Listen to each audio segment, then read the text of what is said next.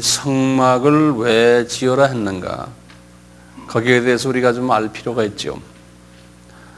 그 내용은 뭐 두말할 것도 없이 그 예수 그리스도가 십자가에서 어떻게 하실 것이고 그분이 흘리신 그 보혈이 만민의 죄를 사하게 할 그러한 죽음의 그 모습을 성막을 통해서 이제 연습을 시키는 거예요. 그래서 유대인들이 이제 정말 힘들게 이 성막에서 이 죄사함을 받는 연습을 1500년 동안 해요. 이분들이.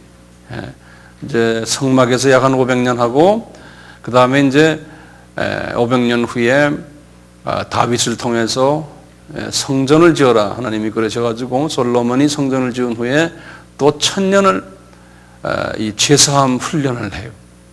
그러니까 하나님께서 아주 구체적으로 이 예수 그리스도의 그 보혈의 능력을 우리에게 보여주기 위해서 이스라엘 사람들을 불러다가 그분들을 통해서 그 보혈의 능력을 계속해서 보여주는 거예요.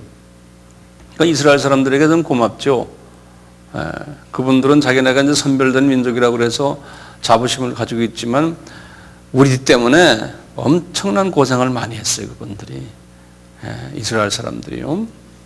그래서 우선 이 성막으로 이제 통해서 성막을 통해서 하나님이 어떻게 그리스도의 그 구원 계획을 우리에게 보여주시는지 우리 같이 한번 봅시다.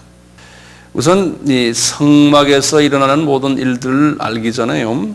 제가 이제 다음 시간이나 다음 시간에 더 자세히 말씀드릴 게 있는데 일곱 절기에 관한 말씀을 제가 자세히 드리려고 그러거든요.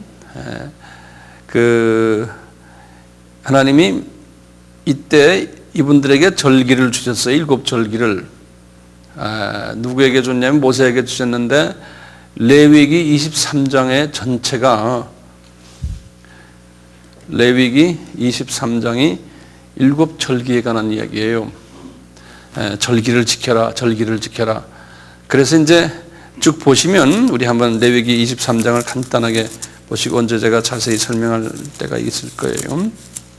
1절, 2절을 한번 봅시다. 181페이지예요. 1절, 2절을 먼저 보시면 여호와께서 모세에게 일러 가라사대 이스라엘 자손에게 고하여 이르라 너희가 공포하여 성회를 삼을 여호와의 절기는 이러하니라. 그래서 여호와의 절기, 이 절기가요 이제 7개의 절기가 있어요. 우리말로는 절기라 그랬는데 이것은 이제 그 영어로는 뭐라고 그랬냐면 feast라고 그랬어요. feast. 이 seven feast. 이 feast라는 거는 한국말로 직역하면 잔치라는 소리예요. 잔치. feast. 그래서 우리 공중 혼인 잔치 할 때요. wedding feast 그랬어요. feast라는 거는 그냥 춤추고 와인 들고 춤추고 즐거워하고 노래에 맞춰서 파티하는, 그래서 그걸 feast라고 그래요. 그래서 이제 이 실제적으로 예수님의 입장에서 볼 때는 이게 feast예요. 잔치예요. 본인의 그 구원 계획을 우리에게 알려주기 위해서 하나님이 지금 이 세븐 feast를 통해서요 하나님의 구원 계획과 그 다음에 여러 가지 예수 그리스도의 죽으심과 부활하심과 그 다음에 이제 복음이 이방에게 넘어가서 이방 농사를 짓는 이야기, 이게 다 이 속에 다 숨겨져 있어요. 그리고 때가 되면은 예수님이 재림해 오시고 재림 후에 7년 환란이 있고 그 다음에 이제 예수님의 지상 재림이 있고 공중 재림이 있고 지상 재림이 있고 천년 왕국이 있고 이것이 7절기에 쫙 다 숨겨져 설명되어 있어요. 제가 이제 이것을 자세하게 설명을 이제 해드릴 때가 와요. 이번 학기에. 이 7절기를 간단하게 7개를 제가 정리를 해드릴 테니까요. 여기 이제 23장에 쭉 나오지만 시간 없어서 다 읽지 못하고요. 처음 절기가 뭐냐면, 처음 절기가 6월절이에요. 그 다음 절기가 뭐냐면요. 무교절이 순서가 있어요. 그 다음 절기가 뭐냐면요, 초실절이. 네. 그리고 쭉 나가다가 이 초실절에서 50일 되는, 초실절에서 50일 되는 날이 이제 오순절이라고 그러는 거예요. 초실절에서 50일 되는 날 오순절이라고 그래요. 아까 오순절을 제가 아까 여기서 말씀 속에서 뭐 봤죠? 이걸 77절이라고 그러더라고요. 왜 77절이라고 그러는지 아세요? 이 초실절에서요, 7번의 주일을, 안식일을 7번 지난 그 다음 날을 오순절이라고 그래요. 다시 말하면 7번의 안식일이에요. 그러니까 7주란설이에요. 7번의 안식일을 지난 그 다음 날 플러스 1 하니까 50일이 되는 거예요. 그래서 77절이다 그런다고요. 예. 또 아까 성서에서 봤지만 맥추절이다 그런다고, 오순절을요. 요 맥추라는 것은 밀이요. 요 초실절에는 보리를 이제 첫 이삭을 이제 바치는데요. 요 오순절에는 맥추, 밀을 바치고, 그래서 밀은 영어로 소맥이라, 한국말 소맥이라고 그러죠. 소맥. 그래서 이제 참고로 그렇게 알고 계시고요. 오순절이 끝난 후에 그 다음에 절기가 또 3개가 있어요. 나팔절이. 나팔절 다음에 속죄절이 있어요. 그리고 속죄절 다음에 장막절이 있어요. 이렇게 7절기가 있어요. 여기 이제 날짜를 보면요, 6월절이 여기 이제 세 달력으로요, 1월, 여기 언제냐면 15일이, 그리고 무교절이 16일이고 그 다음에 초실절이 1월 17일이. 나중에 제가 자세하게 설명할 때가 오니까 그냥 참고로만 알고 계세요. 이제 오순절이 여기 3월 6일이. 아까 제가 3월 6일이라고 그랬죠. 그리고 이제 보시면 여기 보시면요, 이 레위기 23장 24절부터 보세요. 이스라엘 자손에게 고하여 이르라, 7월 곧 그 달 1일로 안식일을 삼을지니 그는 나팔을 불어 기념할 것이라. 여기 7월 1일이 나팔절이. 그리고 이제 속죄절이 7월 10일이, 여기 7월 10일이 속죄절이. 그 다음에 이제 34절에 7월 15일부터 일주일 동안이, 7월 15일부터 일주일이니까 22일까지. 요 날이 장막절이. 이렇게 날짜가 정확하게 되어 있어요. 자, 우리 지난번에 이제 여기 6월절 있는, 정확하게 이제 6월절 제자는 15일 날 여기 지내요. 기억나세요? 1월 10일 날에 동물을 잡아다가, 제 말 이해되세요? 동물을 잡아다가 자기 이제 집에다 두어서 나흘 동안 뒀다가 그 다음에 저녁 시간 되면 이제는 죽여라. 그 죽이는 것이 6월절 15일이에요. 예. 자, 그거 나중에 제가 자세히 할 거예요. 자, 어쨌든 말이죠. 전 1월 달이, 지금 1월 달이 세 달력 아닙니까? 근데 그 달력 전에 옛날 달력이 있었다고 그랬죠. 그럼 무슨 력이라고 그랬어요? 밀력이라고 그랬죠. 밀력은 언제가 정오를 초하루냐면 7월 1일이에요. 그러니까 밀력의 1월 1일이 이 성력의, 지금 새로 생긴 달력이 성력의 7월 1일이 옛날 달력의 1월 1일 날이에요. 그래서요, 이스라엘 사람들이, 하나님이 이스라엘 사람들에게 지금 모세를 통해서 하시는 말씀이래요. 너희들 말이에요, 이제 연말이 돼서 이제 새해를 이제 맞이하는 때, 다시 말하면 요 7월 1일이에요. 그분들의 옛날 달력을 예수님이 말씀하세요. 모세가 이제 여호와는 예수님 아닙니까? 모세에게 말씀하세요. 너희들이 7월 1일이 되면은 옛 1월 1일 날인데 이날 되면 이제는 제사장이 나팔을 불 거라는 거예요. 예? 나팔을 쫙 불면은 전 이스라엘 사람들이 다 성막 앞에 모여라는 거예요. 성막은 지어놨잖아요. 성막 앞에 다 모여가지고 이제 그래서 이제 제사를 드리는 거예요. 제사를 드리는데 그 제사를 이제 드리는 방법을 제가 이제 좀 이따 설명해 드려요. 제사를 이제 다 드린 다음에 그 다음에 이제 눈물도 흘리고 회개도 하고 이제 다 한 다음에 그리고는 이제 제사장이 이제 지성소로 이제 들어가는 거예요.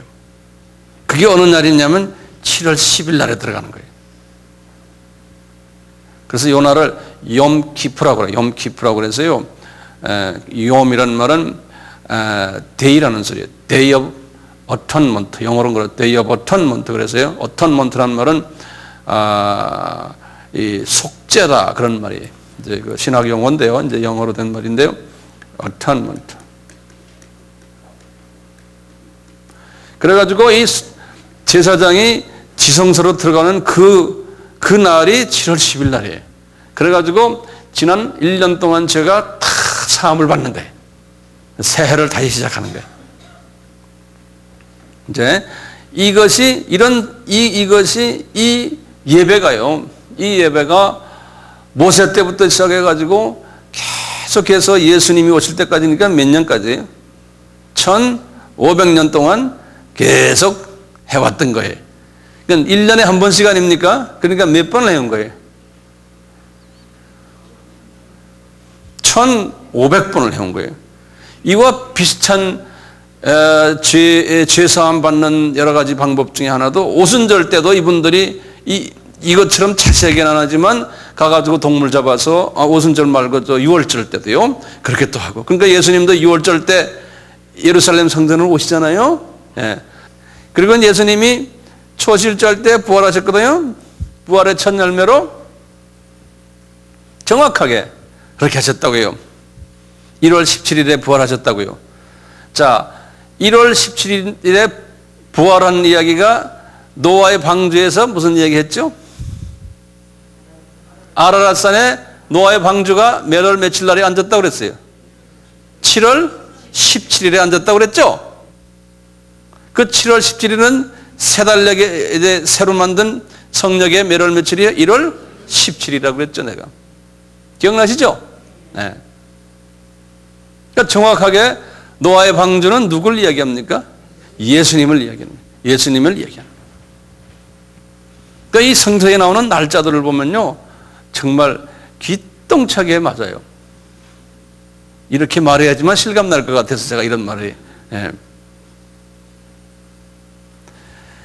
자, 그래서 우리가 한번요, 이제 성막의 구조를 잠깐 좀 봐요. 우리 여러분들 뭐 다 알 거예요. 하지만 한번 우리가 간단하게 좀 봐요. 이제 학자들마다 조금씩 좀 다르게 그리지만 크게 그리세요. 크게요. 성막의 구조. 여기 우선 이 방이 큰 방이 두 개가 있거든요. 이제 이 바깥이 이쪽이 이제 여기가 이제 성막 뜰이고요. 바깥이 이제 뜰이고 여기가 이제 뜰이고 그리고 이 큰 방을 뭐라고 불러요? 이 큰 방을 성소라 부르죠. 영어로 제가 좀 써드릴게요. The Holy Place 그래요. Holy Place, The Holy Place 그리고요. 그 다음에 요 성소와 또 안으로 더 들어가서요. 요걸 이제 지성소라 그러잖아요. 지성소에서 이걸 뭐라고 부르냐면 The Holy of the Holies 그래요.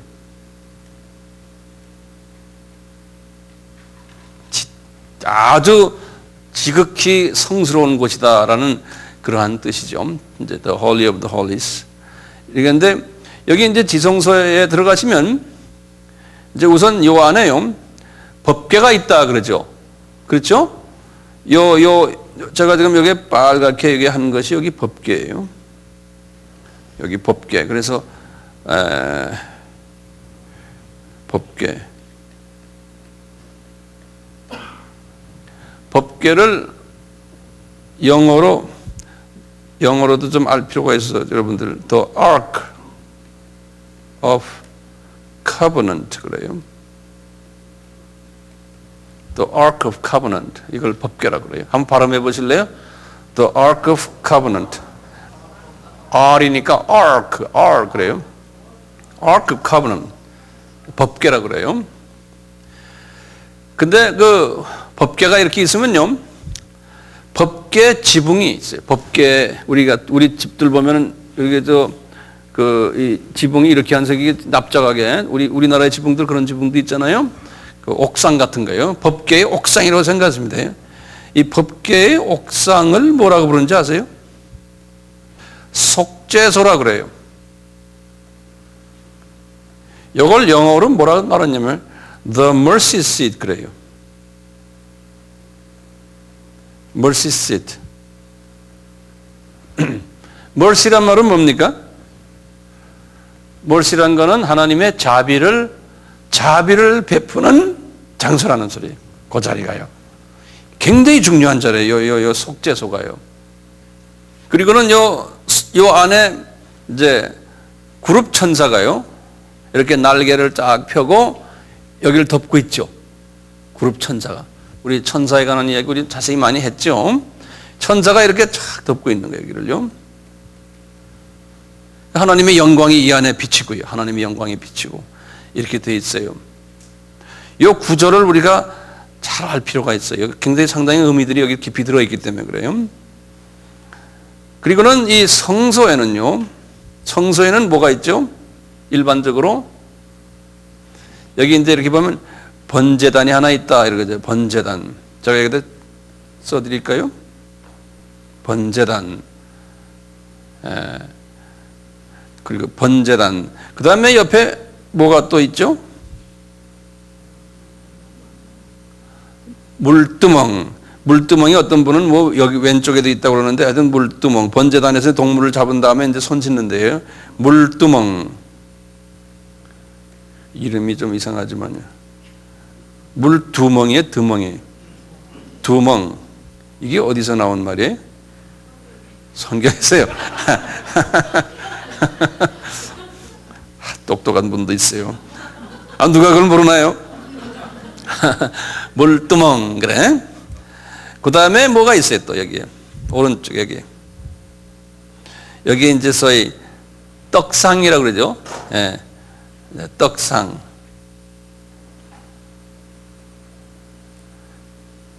그 다음에 이제 또 한쪽에 이제 촛대.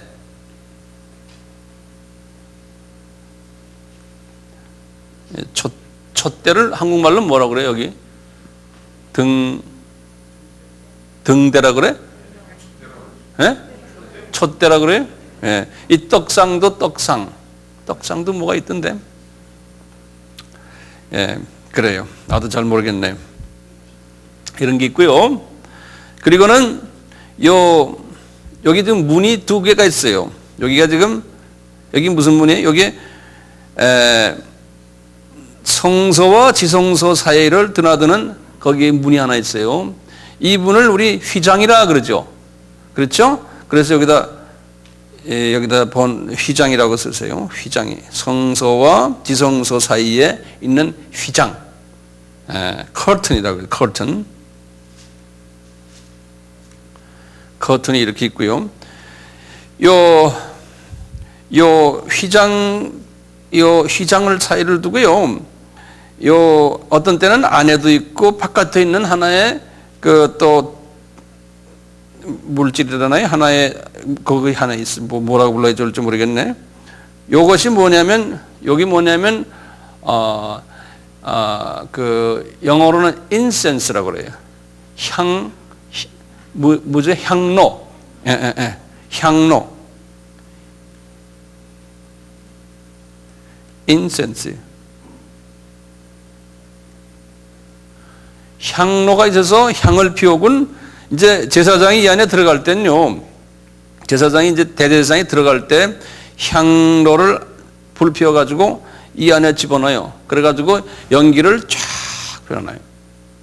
이 향의 연기가 뭘 의미한다고 그랬어요?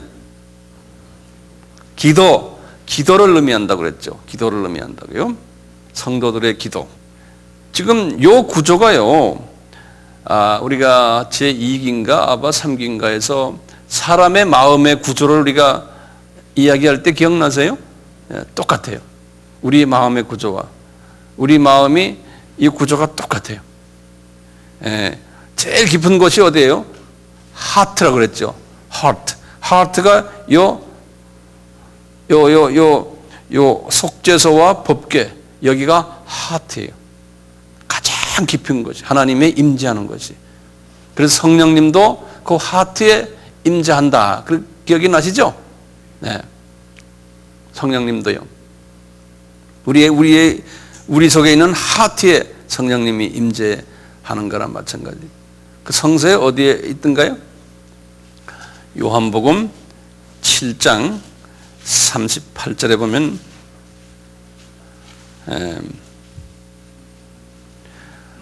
요한복음 7장 38절에 나를 믿는 자는 성경의 이름과 같이 그 배에서 생수의 강이 흘러나리라 하시니 이는 그를 믿는 자의 앞으로 받을 성령을 미래형이에요. 여기 예수님이 아직 십자가 사건이 아직 아니거든요. 십자가 사건 전이기 때문에 우리 십자가 사건을 통해서 예수님이 우리에게 새 생명을 주실 텐데 그때 우리에게 생명을 주시는 성령님이 우리의 하트 속에 임할 텐데요. 그 성령님이 계시면은 우리는 이제 영생을 소유한 우리거든요. 그래서 이제 그때 보면 그 배에서 그랬어요. 우리 한국말로는 그렇게 표시되어 있어요. 배라는 말로 표시되어 있는데 실은 이 배가 영어로는 뭐라고 쓰냐면 the innermost part 그랬어요. innermost being 그랬어요. inner, I-N-N-E-R most라는 건 그러니까 지극히 깊은 우리의 몸 속에서 그런 소리예요. 그걸 한국말로 그냥 배라고 표시했어요. 그러니까 표시가 의미가 조금 덜한데요. From his innermost being에서 shall flow river of living water 이런 게 흘러나와. living water가 생수가요. 그래서 보면 구약에서 성경에서 그렇게 말한 것 같이 그랬으니까 구약에 분명히 어디 있잖아요. 그럼 어디 있겠어요? 구약에 잠언의 말씀을 주셨어요. 잠언 한번 열어보세요. 잠언 4장 23절에 우리 잘 아는 말들이에요. 많이 들은 이야기들이에요. 근데 그것을 이해하는데 이제 연결해서 이해를 못해서 그랬죠. 잠언 4장 23절에 무릇 지킬 만한 것보다 더욱 내 마음을 지키라. 이게 하트, 원어로는 카르디아예요. 마음을 지키라. 왜 그러냐면 그 생명의 근원이 이에서 남이라. 영생의 근원이 그 하트에서 난다는 거예요. 왜 그럴까요? 하나님의 성령님이 그곳에 존재하고 그곳에 계시기 때문에 그러는 거예요. 그러니까 우리가 예수 믿는 사람과 안 믿는 사람의 차이점은 딱 여기에 있어요. 하트 속에 성령님이 계신가 안 계신가요? 자, 여기 좀 보세요. 그 하트 속에 다시 말하면 이 깊은 법궤 이 속죄소 속에 들어가야지만 우리의 죄가 사함을 받는다는 거기에 생명이 있기 때문에 예수의 피가 거기에 계시기 때문에 오케이? 자, 이 지성소에만 들어가도 안 돼요. 지성소에서 법궤까지 가져야 돼요. 법궤까지요. 그 다음에 보세요. 이 성소는 보세요. 이 성소는 우리의 위층 마음이에요. 자, 보세요. 위층 자, 그때 제가 그거 다 설명한 거 기억나시나? 제가 다 설명할 필요가 다시 없을 것 같아요. 요건 내 나중에 좀 더 나중에 언제 또 있을 때 말씀드리고 오늘 이거 드리다 보면 또 본론에 안 들어갈 것 같아요. 자, 그건 나중에 제가 설명하고요. 자, 보세요. 이런 상황 속에서요, 보면은 이 성소 이 자체가요, 예수님을 이야기한다 그래요. 그걸 좀 적어 놓으세요, 이제. 이 성소 자체가 다 예수님을 이야기하는 거예요. 이 성소 바깥에 있으면은 구원이 없어요. 성소 안에 들어가야 돼요. 그래서 이 성소의 바깥 여기 문이 있잖아요. 문이 두 개 중에 이제 이쪽에 하여튼 이 속으로 이 문 안으로 들어가야 돼요. 들어가는데 보면 번제단도 다 예수님을 이야기하는 거예요. 예수님이 십자가에서 죽으신 골고다 예수 그리스도의 하나의 상징적인 의미예요. 동물을 여기서 잡잖아요. 또 보세요. 떡상도 예수님이에요. 예수님은 뭡니까? 내가 하늘에서 내려온 산떡이다. 그렇지 않습니까? 예수님이에요. 다 예수님을 상징해요. 물두멍도 예수님 또는 성령님이에요. 우리의 죄를 씻기는. 촛대는 뭡니까? 촛대는 He is the light of the world. 이 세상의 빛이시거든요. True light 그랬어요. 예수님이 요한복음 1장에 참 빛이시다 그랬었어요. 우리가 향로도요, 기도를 하는데 누구의 이름으로 기도합니까? 예수의 이름으로 기도하고, 예수가 빠지면 향로가 의미가 없어요. 그리고 이 지성소 안에 있는 모든 법궤니 이 모든 것은 다 예수님을 이야기를 해요. 속죄소에 흘리는 이 나중에 이제 피를 이제 여기다 뿌리거든요. 속죄소예요. 그 다 예수님을 이야기를 해요. 그래서 이 모든 이 성소의 모든 내용들이 다 하나님의 대구원 계획에 연결되어 있어요. 창세기 3장 15절에 연결되어 있어요. 구약에서 이제 카톨릭에서 말이죠, 성당을 지을 때 이런 성서 구조로 지어요. 이런 성서 구조로. 그래서 여기 이제 성서가 있고, 그 다음에 이제 지성소가 있고. 카톨릭 성당 들어가 보셨어요?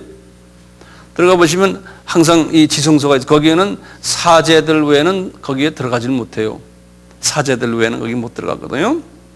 그렇게 구조가 되어 있기 때문에 카톨릭의 그분들의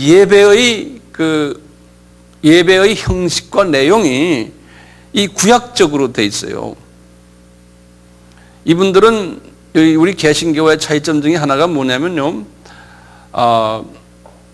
매 미사 때마다요, 미사라는 그 말 자체가 영어로는 미사 또는 mass라고 그러고, 이것이 뭐냐면 sacrifice라는 소리예요. sacrifice요. 이 말은 뭐냐면 미사 때마다 예수님을 다시 인바이트를 해요. 다시 모셔서 예수님의 그 십자가 사건을 거기서 재현하는 거예요. 그러니까 그래서 그분의 그 죽으신 그 떡이, 그 재현한 그 떡이, 그 다음에 피가, 포도주가 실제 포도주와 실제 살로서 이분들은 믿어요. 실제요. 우리는 뭡니까? 상징이에요. 그래서 목사님이라고 안 부르고 프리스트라 부르는 거예요. 그래서 이분들의 이 구조가 그렇게 되어 있는 거예요. 그렇기 때문에요, 실제 예수님이 살이고 예수님의 피기 때문에 거기다가도 되고 이분들은 절을 해요. 그래서 그 절하는 거 봤죠? 네, 절해요. 그래서 카톨릭 신자들은 실제 예수님의 살을 먹고 예수님의 피를 마셔요. 매 미사 때마다. 그것을 무슨 설이라고 그러는지 아세요? 화채설이라고 그러죠. 화채설. 네. 그래서 성당은 구조가 이 성소의 이 구조로만 되게 돼 있어요. 성당 구조가. 요새 와서는 성당 구조가 좀 모던하게 좀 달리 나오지만 본래가 그래요. 우리 개신교에서 그게 아니다라고 이제 뛰쳐나와서 우리가 예수님은 이미 2000년 전에 이미 제사를 드리셨는데 뭐하러 제사를 또 드리고 하느냐. 그래서 이제 소위 극단적인 우리 개신교의 이제 신학자들이나 목사님들은 카톨릭이 잘못됐다. 왜 예수님을 매 미사 때마다 또 죽이시느냐. 이거는 비성서적이다. 이렇게 나오는 분들도 있어요. 어쨌든 말이죠. 이 성서 구조가 상당한 개신교나 카톨릭에 영향을 많이 줬어요. 어떻게 영향을 줬냐면요. 카톨릭이 이렇게 하고 있는데도요. 이분들이 종교교역에 의해서 개신교로서 나왔지만 개신교의 교회도 모양이 딱 이런 모양이에요. 거기에서 벗어나지는 못해요. 그 고정관념에서. 그래서요. 개신교의 교회들을 딱 보면요. 보면은 제사 지내는 그것만은 없어졌어요. 그렇지만 개신교가요. 예를 들어서 이제 성공회 같은 걸 봐도요. 이 단이 굉장히 아직도 이 지성소 자리가 된 그 단이 굉장히 커요. 이 공간이 넓어요. 그리고 거기에 아무나 못 들어가요. 이 개신교도 아직도 구교의 그 카톨릭의 영향을 계속 전수받았거든요. 이 개신교 사람들은 제사를 드리는 것이 중요한 게 아니고 뭐가 중요하냐? 하나님의 말씀이 더 중요하다라고 보는 거예요. 제사보다는. 그래서 이제 목사님들을 프리처라 그러는 거예요. 설교자들이라 이렇게 나오거든요. 그런데 이분들이 그런 관념은 딱 가지고 왔지만 이 교회의 구조를 보면은 좀 달라요. 구조를 보면요. 벌써 지금부터 한 몇백 년 전에 지은 교회들 보면요. 초창기에 종교개혁 이후에 보면은 이 구조가 여기는 제사는 안 드리지만 우선 여기가 지성소 개념으로 돼 있어요. 개신교 사람들도요. 평신도 들어가면 안 돼요. 그게 많이 그래도 좀 때가 베껴가지고 때라는 말씀은 좀 이상하지만 그 관습이 좀 많이 이제 풀려져서 나중에 여기 좀 적어졌어요. 요것이 적어졌지만 우리나라도 보세요. 거기 가려면 그 위에는 장로들도 못 올라가요. 장로 대표교 때 하려면 어떻게 돼요? 밑으로 내려가서 하는 그런 교단도 있죠. 그런 교회도 있죠. 그 다음에 신발 벗고 올라가고. 왜냐하면 여기는 성스러운 곳으로 보기 때문에. 그렇게들 교육받았죠. 강대상에는 함부로 가면 안 돼. 그 고정 개념이 뭐냐면 강대상에만 예수님이 계시다는 개념과 별 차 없죠. 여기가 겁나는 곳이야. 그 다음에 저기는 괜찮아. 그러니까 저기서는 싸움하고 별짓 따해도 괜찮지만 이 이분적인 그 개념을 가지게 된 거예요. 여기 와면 아주 조심해야 된다. 근데 실은 그렇지 않거든요. 그래요, 실은? 아니죠. 그래서 이 개신교들 보면요.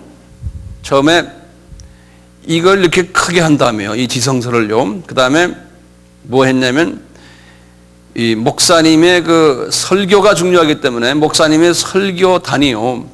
대개 보면 한쪽 오른쪽에 높이 있어요.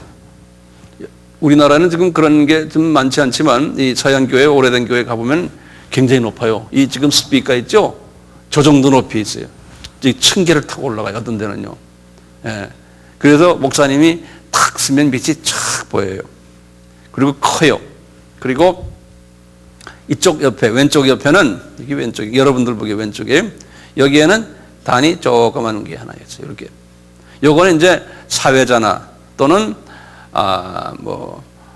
하여튼 부목사님이나 이런 분들 여기에 서 있는데, 이 평신도들은 못 올라요. 이런 식으로 이제 쭉 하던 그런 교단들 지금도 있어요. 그렇지만, 이제 가면서 평신도와 이 목회자들의 거리가 점점 이제 가까워지면서 이 교회의 구조가 점점 달라지기 시작하는 거예요. 그래서 어느 교회나 딱 들어가서 그 구조를 보면은 이 교회나 이 교단의 이 소위 신학의 그 배경을 알 수가 있어요. 교회 구조를 보면요.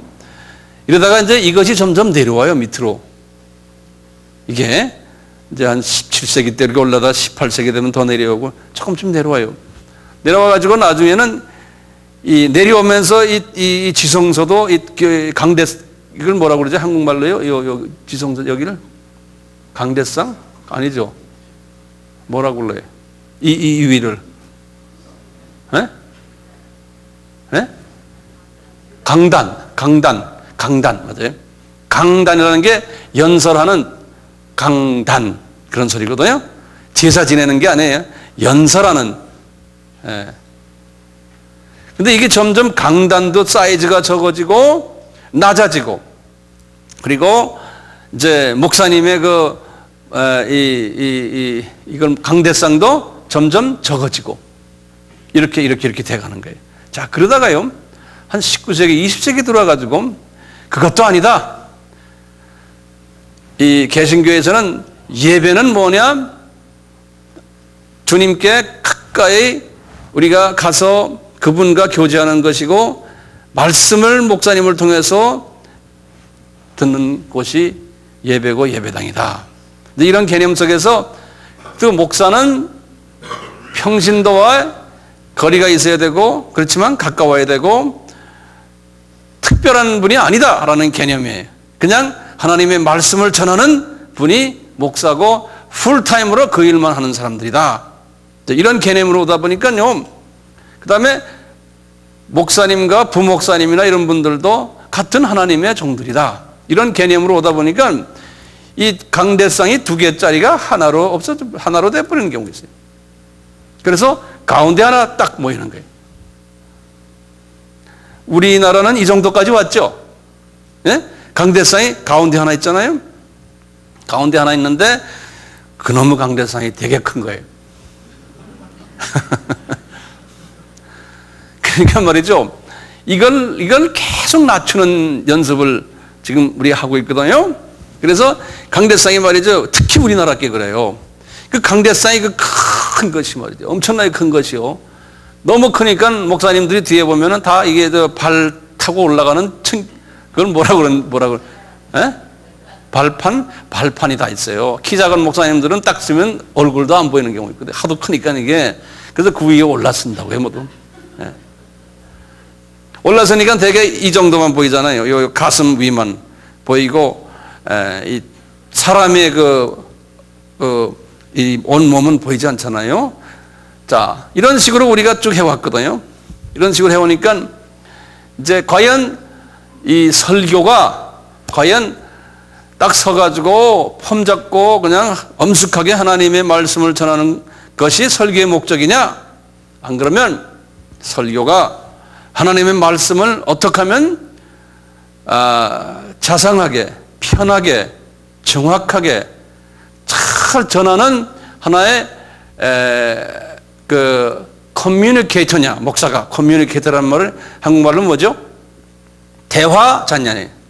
예? 그러니까 하나님의 메시지를 쉽게 전해주는 그러한 것이 목사냐? 안 그러면 어떤 예식 속에서 의미를 모르더라도 형식 가지고서 서 있는 게 목사냐? 이거 가지고 이제 또 신학자들이 많이 또 이제 그런 때가 있었어요. 그러다 보니까 형식이 아니다, 의미가 더 중요하다라고 이제 보는 쪽이 점점 많아지는 거예요. 소위 이 개혁하는 분들 중에서. 그래서 의미를 정확하게 전하려면은 목사가 여기 가슴만 딱 내놓고 앉아서는 이게 정확하게 의미가 전달이 안 되고 이게 블락킹이 된다는 거예요. 대화가 이 엄숙성 때문에. 예? 그러니까 그게 아니다. 이거를 더 낮추고 그러다가 하니까 그러지 말아라. 아예 일식으로 다 몸이 다 보이는 걸로 바꿔라. 여기까지 온 거예요. 그러니까 엄청난 변화예요. 그렇죠? 제대로 주님의 말씀을 전하려면은 사람 전체가 다 보이고 이렇게 행동하는 거 여러분들 다 볼 때 더 실감 있잖아요. 라이브 쇼 하는 거예요. 왜냐하면 세상 사람들이 그렇게 해요. 세상 사람들이 돈 벌기 위해서 세미나 리더가 말이죠, 그냥 어떻게 하면 돈 잘 번다고 세미나를 가르칠 때 그렇게 그냥 목만 내놓고 하질 않거든요. 온 몸을 다 써가면서 나중에는 오버웨이 프로젝트도 OHP도 쓰고 말이죠. 뭐 별난 걸 다 쓰거든요. 어떻게 하면 하나님의 메시지를 정확하게 이해 쉽게 전하느냐가 목적이다. 이렇게 보는 거예요. 그래서 저희도 이거 이렇게 간단하게 한 거예요. 그리고 이 단두 보세요. 얼마나 낮아요? 그리고 저희 교회는 이 구조를 보세요. 구조가 어떻게 돼 있어요? 본래는 저쪽에 제가 서 있어야 돼요. 그렇죠? 이걸 내가 바꿔버린 거예요. 이 건물을 지을 때요, 제가 이 건물을 도안하는 그 설계사 보고 이렇게 하라니까, 아, 이분이 목사님, 그건 절대로 안 됩니다. 예. 그렇게 해서는 안 됩니다. 안 돼. 하시오. 하니까 안 된대. 우리 스태프들이고 제가 그때 부목사님 몇 분 계신 그분, 목사님, 황 목사님 그렇게 하면 절대로 안 됩니다. 이게 뭐 구조적으로 안 되고요. 이건 전통적으로 그렇게 하면 안 돼요. 안 돼. 해라 했는데도, 나만 하나만 하라죠. 나머지 분들은 다 안 된대요. 그래서 제가요, 하도 답답해서 내가 책임질게 하라 그랬어요. 그 나중에 그 건축하는 이분들, 당신 책임 아니다. 내가 책임질 테니까 하시오. 그래서 이 사람이 억지로 바꾼 거예요. 그래서 지금 이렇게 된 겁니다. 가끔 그분이 오거든요. 그거 이제 그 아키텍트요. 어디 김 사장 어때요? 그때 내 말 잘 들었죠? 그러니까, 목사님 말씀 맞습니다. 내가 그때 정말 잘못 봤다는 거예요. 네. 이 생각을 바꾸는데 그렇게 힘들었어요. 요 조그만 이 건물 하나 짓는, 조그만 건물도 아니지만 죄송합니다. 건물 지은 분에게. 네. 그래서 여기 가까이 있으니까 좋잖아요. 그렇죠? 네. 그리고 이것을 멀티퍼포스라는 거예요. 멀티퍼포스. 자, 이 성서의 구조 때문에 말입니다. 성서의 구조 때문에 그 카톨릭이 거기에 그냥 그대로 그냥 고정으로 박혀가지고 지금도 카톨릭이 거기에서 헤어나질 못하고 있고요.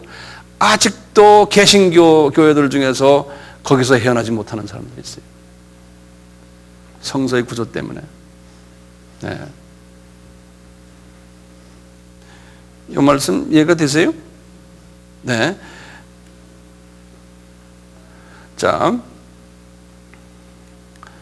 요 성막을 이렇게 지어놓군요. 자, 어떻게 예배를 드리는지를 제가 간단히 좀 설명해 드릴게요.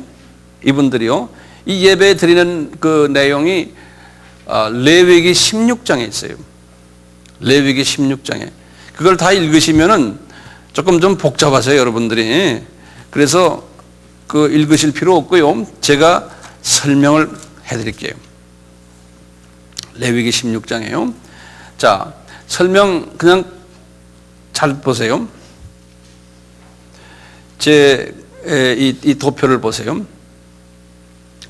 첫째 하나하나 좀 적어 보세요. 첫째가 이제 나팔절이에요. 아까 나팔절 아셨죠? 나팔절에 나팔을 불어요.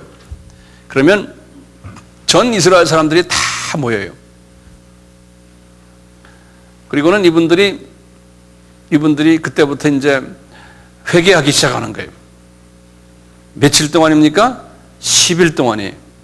언제까지요? 속죄절까지. 7월 1일부터 해서 7월 10일 날에 이제 속죄절이거든요. 회개를 해요. 그러면서 이제 7월 이제 1일 날 돼서 다 불러일인다면 이제 이 정확한 날짜는 성서에 안 나오지만 2일 날쯤 됐을 것 같아요. 어떻게 하냐면은 제사장이 이제 딱 여기 서시고요. 제사장이 딱 서 있고 제사장 옆에 소 한 마리를 갖다 놔요. 소. 제가 그림을 잘못 그려서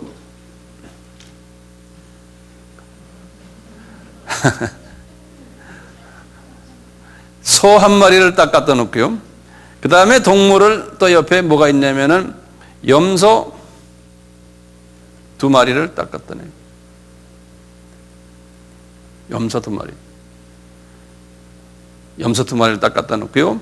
이렇게 해놓고는 이제 이분들이 지금 예식을 지내는 거예요. 여기 제사장들이 이제 몇 명이 앉아 있고 여기 백성들이 쫙 있거든요. 자, 첫째 어떻게 하냐면 염소 한 마리요. 염소 요 한 마리를 제사장이 와서 안수를 해요. 네, 요거 이제 순서대로 이제 알아둘 필요 있어요. 안수를 해가지고요.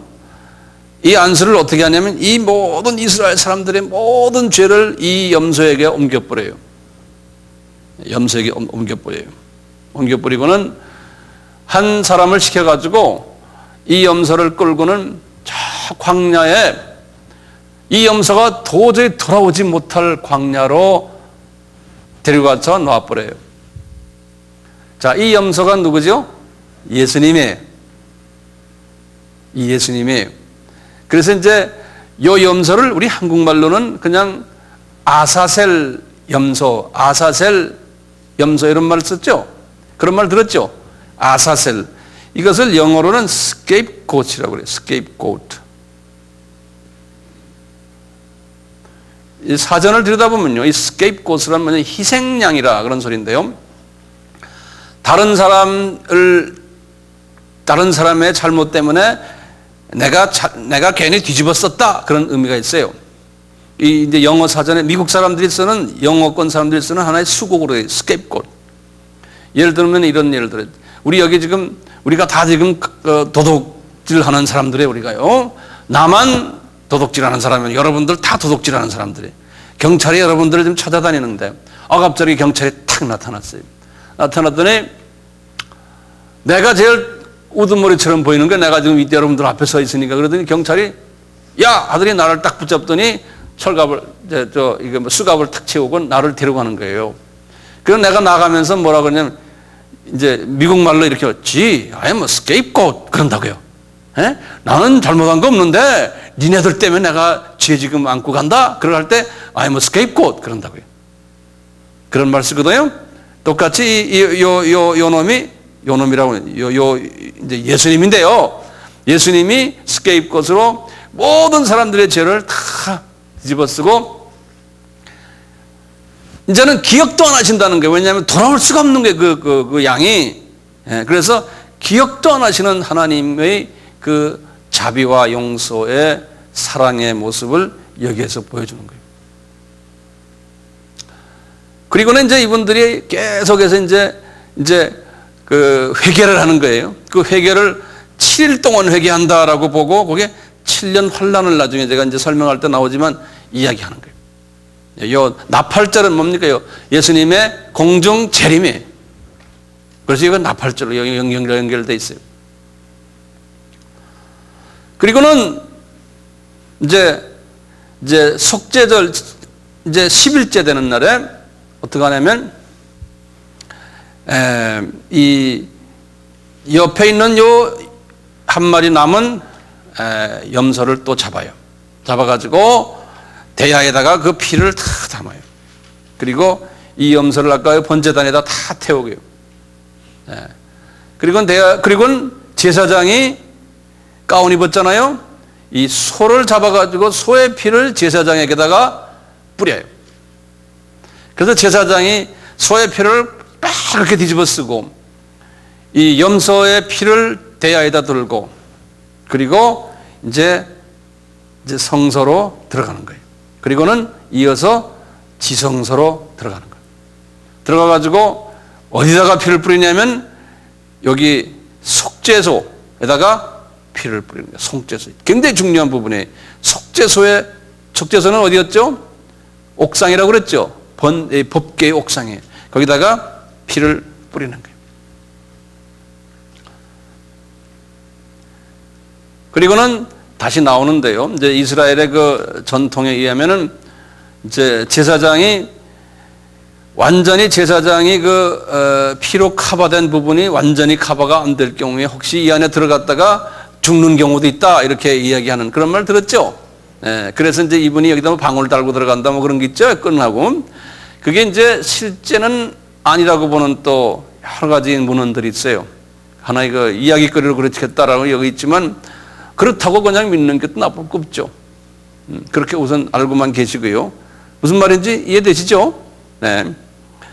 어쨌든 이렇게 가서 이제 제사장이 나오잖아요. 나오면은 이제 상징적으로 이스라엘 사람들의 지난 한 해 동안의 모든 죄가 다 이제 깨끗해졌다 그러는 거예요. 그래서 오늘날도요, 이스라엘 사람들에게는 이 나팔절과 속죄절이 굉장히 중요한 절이에요. 오늘날도요. 중요하다는 것을 이렇게 벨 소리로 우리에게 알려주잖아요. 전화도 뭐 그대로 동의하네요. 요 절기가 언제냐면 우리 서력, 우리 달력으로는요, 보통 9월에서 10월 달이에요. 우리 서력으로는요. 이분들에게는 7월 1일에서 7월 10일인데 우리 달력으로는요 9월에서 10월이에요. 여러분들 보세요. 우리 6월절이 우리가 무슨 절로 지켜요? 6월절? 오늘날 우리가 6월절 예수님의 부활절로 지키죠? 그래서 무슨 절기라고 그래요? 이스터라 그러잖아요. 부활절이죠. 여기 지금 달력으로는 1월 달이죠. 그렇죠? 그런데 우리 달력으로는 부활절이 대개 몇 월 달이에요? 대개 3월, 대개 3월, 3월. 똑같이 여기 지금 7월이면요, 이제 이스라엘 달력이 매 17년마다 이렇게 좀 우리와 다른 게 있어요. 다시 재조정하는 게 있어요, 달력이. 그래서 어떤 때는 9월이 되기도 하고 어떤 때는 10월이 되기도 하고요. 이것이 뭐냐면 무슨 홀리데이라고 그러냐면 이스라엘 사람들은 욤키프 홀리데이라고 그래요. 욤키프. 아까 제가 말씀드렸죠. 욤키프를 그래요. 욤이란 거는 영어로는 데이라는 소리예요. Day of Atonement. 이건 좀 속죄라는 소리예요. 영어로는 atonement. 속죄라는 소리예요. 요 날인데요. 이스라엘 사람들은요, 전 세계에서요, 다 똑같아요. 요 날 되면은 요 욤키프 홀리데이를 그래서 10데이 동안은요, 모든 가게고 뭐 사업체고 학교고 뭐가 다 닫아요. 미국에서 살던 분들 아마 이거 아실 거예요. 미국의 유대인들이요, 이때 되면 만사 다쳐놓고 다 닫아버려요. 왜 닫겠어요? 작년 한 해 동안 지은 죄가 용서받아야 되잖아요. 그래서 유대인들 뭐 사기꾼들 많고 뭐가 많다고 그래요. 또 똑똑한 분들도 많고, 하여튼 무슨 죄를 다 지었던 요 때를 잘 지내야 돼요. 그래서 1년 내내 자기네 유대인 성소가 있거든요. 그걸 뭐라고 그러죠? 회당이라고 그러죠.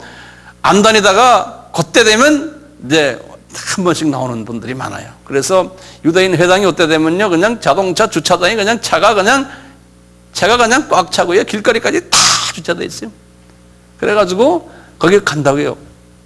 자, 이렇게 해서 이분들이 열흘이 딱 끝나고 이제 속죄 그게 끝나면요, 그냥 막 파티래요. 이제 10일째 되는 날에는 술 먹고 그냥 막 파티하고. 근데 지금 현재 유대인들이 그런 거 하고 있어요. 이게 그 사람들은 눈이 감겨져 가지고 이게 영적으로 어떤 뜻인지를 지금 모르고 있어요. 근데 영적으로 무슨 뜻이 있는지는 제가 이제 다음 시간에도 설명이 이제 자세히 들어갈 거예요.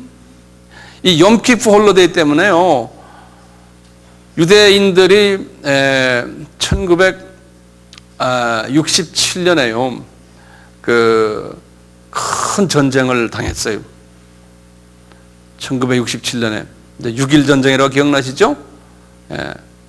6.1 전쟁이 아니고 그 후에 1972년인가 욤키프 전쟁이 있었어요. 다시 말하면 이 욤키프 홀리데이 때 이스라엘인들이 다 문 닫으니까 아랍 사람들이 그냥 공격을 한 거예요. 그래서 이 욤키프 홀리데이 때 아주 조심해 유대인들이요. 아랍 사람들이 공격할 수 있는 가장 취약한 기간이 이때예요. 이스라엘 사람들이 지금도 굉장히 이 절기를 중요하게 생각해요. 우리 같으면 추석절기나 비슷한 것 같아요. 좀 내용은 좀 다르지만요. 추석이 아니고 구정이라고 생각하시면 될 것 같아요. 구정. 지난번 이스라엘 이락과 이스라엘의 이제 이락 전쟁이 일어났을 때 이락과 1991년인가 90년인가 전쟁이 있었잖아요. 골프 전쟁. 그런 거 있을 때 이 이스라엘 사람들이 나와서 이제 말하는 걸 제가 연설하는 걸 한번 들었는데 그 당시 그러는 거예요. 이 사람들 지금 전쟁하고 있는데 언젠가는 자기네도 공격할 거라는 거예요. 그래서 우리가 지금 준비해야 되는데 그러면서 거기 하는 사람이 그래요. We don't want to have another Yom Kippur war 그러는 거예요. 이제 그런 말이거든요. 그럼 우리가 욤키프 전쟁을 다시 하기 원치 않는다. 그러니까 욤키프 때니까 그때가 욤키프가 가까운 때 모양이에요. 예, 그런 말을 해요. 그런 식으로 한번 발음해 보세요. 욤키프. 예, 용현이 아닙니다. 욤키프. 예, 그거는 통째로 외워두세요. 사전에 봐도 욤키프 하면 나와요. 그게 뭔지를. 예. 그래서 오늘은 여기까지 우선 그냥 보시고 여기에 대한 또 연속 강의는 제가 다음 시간에 해드릴게요. 오늘은 여기에서 마치겠습니다.